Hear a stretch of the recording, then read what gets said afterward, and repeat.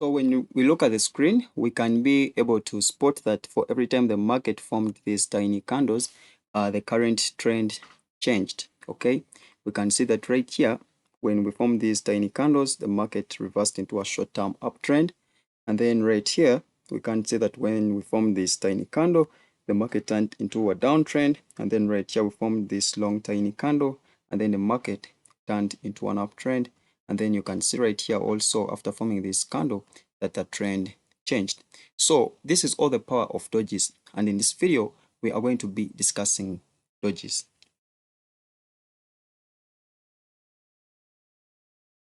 So in this video, we are going to be looking at everything you need to know about dojis.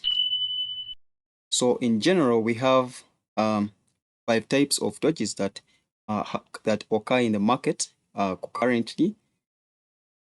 Okay, so we have this standard doji right here, which is characterized by this lower wick and this upper wick being equal. And then we have this long leg doji, whereby its lower wick is slightly longer than its upper wick. We have this 4 price doji, which has no upper and lower wick. And then we have this gravestone doji, which has a upper wick but no lower wick. And then we have this dragonfly doji, which has a long lower wick but has no upper wick.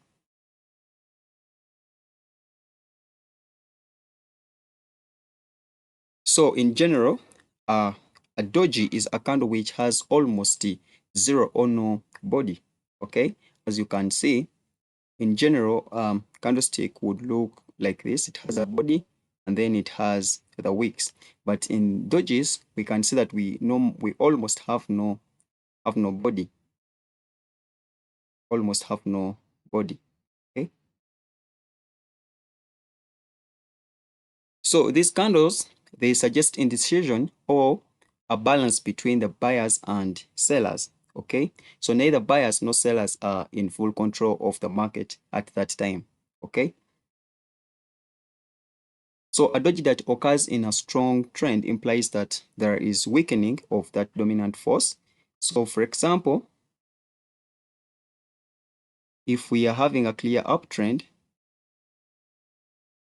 like that, and then at the top of this uptrend, we form a doji, it means that this current force, which was pushing the price to go high in that clear uptrend, is now going to weaken, or it is going to reverse that entire trend to become a downtrend.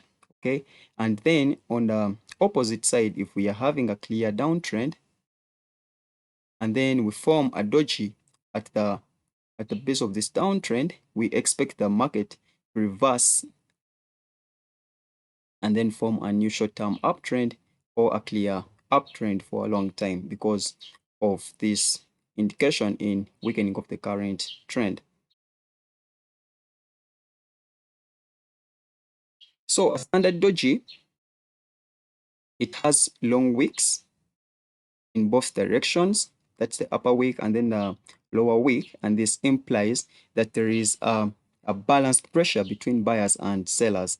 There at that time there is neither buyers nor the sellers who are in full control of the market price movement. Okay, so if we form that standard doji at the top of an uptrend or at the top or at the bottom of a downtrend, it means that at that time, there is indecision between the buyers and the sellers who to control the market price. And then, therefore, we don't know where the price is going at that moment. So we have to wait for a new candle to form, and then we can be able to decide who has decided to win the market price movement.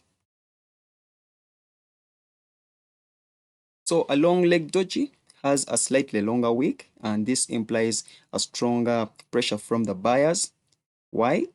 Because at first, maybe the price opens here, okay, and then price goes down, okay, to form this big body down, and then for buyers come in to pressurize that market price at that time, and then the price goes back slightly, passes where it started from, and then it comes back, and then it closes. So that is how we come to form this long-legged doji, and this implies that there is a stronger pressure from the buyers that managed to push the price far away from where it had sloped.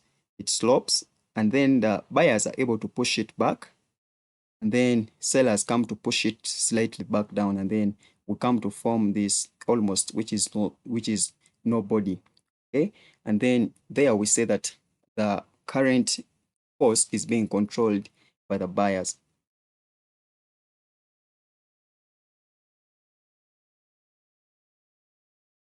So when we look at the dragonfly doji, sellers controlled the market for most of the trading period, but buyers managed to push the price back to the top. We are right here on this dragonfly doji. So we can see that the price opens at around this level, okay? And then the sellers push the price down. After the sellers have pushed the price down, the buyers are able to push the price to go back to where it started from. So that means that the buyers at that time have won the control of the market price, okay? So when you look at the gravestone doji is simply the opposite of the dragonfly doji, okay? And it implies that buyers control the market most of the trading period, but sellers manage to push the price back to the bottom. So right here, you look at the gravestone doji, we can see that the price opens low, okay? Then the price moves high, okay? After the price has moved high, the sellers are able to push the price to go back to where it started from, and then we are able to form this gravestone doji. So it means at that time, it is the sellers in full control of the market force, okay? So the tradition or the standard doji, sometimes this standard doji is called a tradition doji, okay? And then these 4 price doji, they reflect indecision between buyers and sellers. Right here, this standard doji, and then the 4 price doji, they indicate that both the sellers and the buyers are always having same or they have the balanced pressure within the market. And then the basic difference between the 4 price doji and the standard doji is that in the standard doji, right here, in the standard doji, there is stronger balanced pressure. But in the 4 price doji, there is a weaker balanced pressure from both buyers and the sellers. So the gravestone and dragonfly doji are generally clearer, and they indicate stronger force is stepping into the market to change the current trend. Okay, so for every time, for example, we are having a clear uptrend, and then on top of this clear uptrend, we get this gravestone. It means that right now we have a current strong pressure which is going to change the market from this clear uptrend to a downtrend or a big downtrend retracement. Okay, and then conversely, on the opposite side, if we are having a strong downtrend, okay, and then on this downtrend we form this dragonfly doji, it means that the price was being pushed down to this level, but then the buyers were able to push the price back, and then it means that there is a strong buying pressure at this moment. So we are expecting the price to move up again. Okay. So we are going to be on this chart trying to spot and see the different types of dojis so that we can be able to memorize them. When you look here, right here, we have, even right here, we have some dojis. I don't know if you can be able to spot that here we have this one here. This one is what we call a dragonfly doji.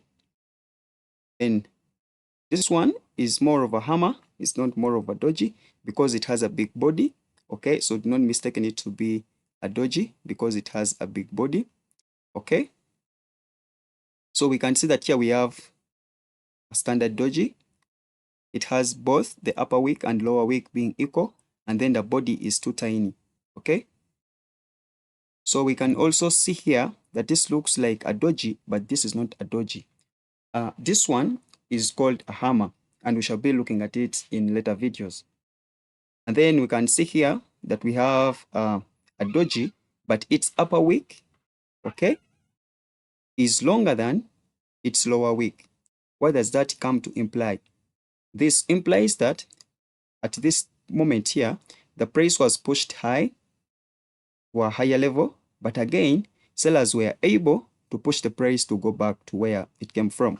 So that means that the price here is not going to change because the sellers have controlled that market price at that moment, and then we are expecting a continuation within this current downtrend.